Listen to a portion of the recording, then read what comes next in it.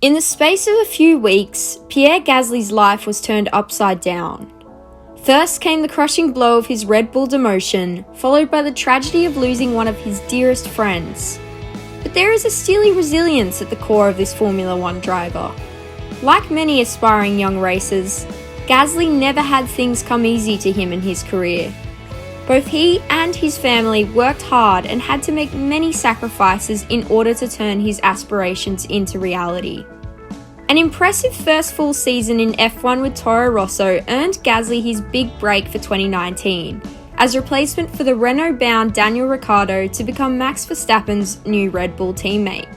But his dream opportunity at Red Bull soon turned into a nightmare when he received a career-altering phone call at the start of the summer break, just 12 races into what had been a tricky first season at Milton Keynes.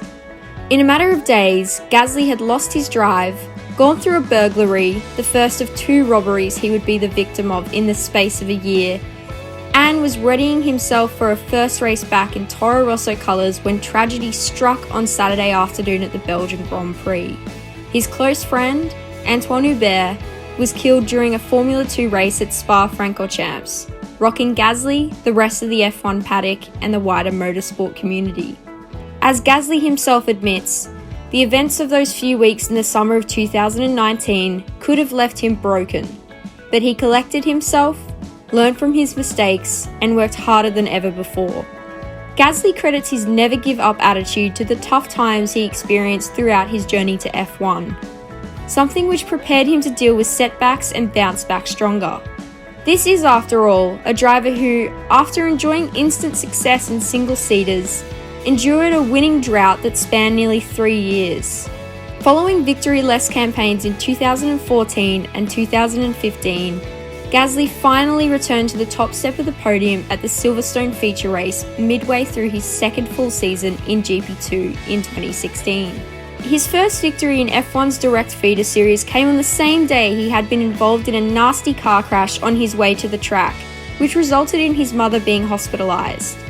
That breakthrough result would prove to be the spark that set up a sensational second half of the campaign, and 3 further victories helped Gasly prevail to the crown.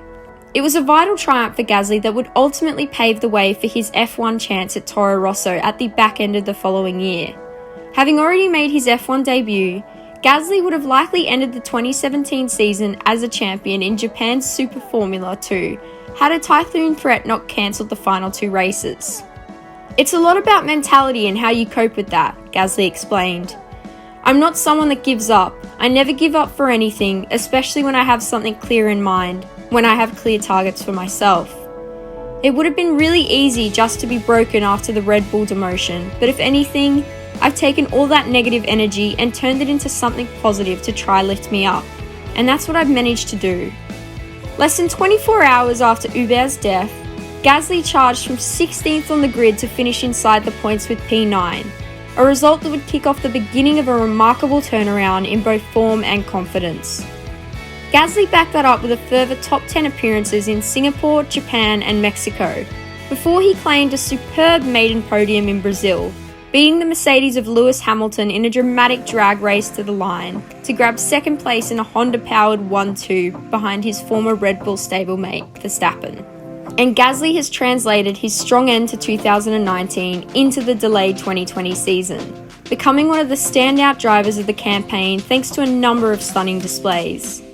He has so far achieved 3 Q3 appearances, something not managed by AlphaTauri teammate Danny Kvyat, and 4 points hauls, including 2 P7 finishes from the opening 7 races.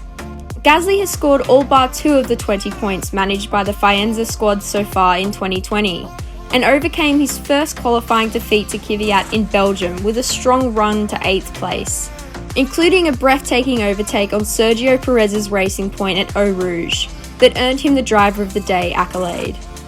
Although Gasly insists he is not entertaining thoughts about a possible return to Red Bull, he is convinced he would be able to do a better job second time around given the progress he has made across the past 12 months. "I think now we're in a much better position because we know what didn't work, so I don't think we would make the same mistakes if we are to do it again. There is unfinished business with them. I think we both know it." It'll be fascinating to see how Pierre continues his run to redemption as F1 embraces the historic Monza this weekend. Do you think Pierre should go back to Red Bull if he was given the chance? Or should he look elsewhere?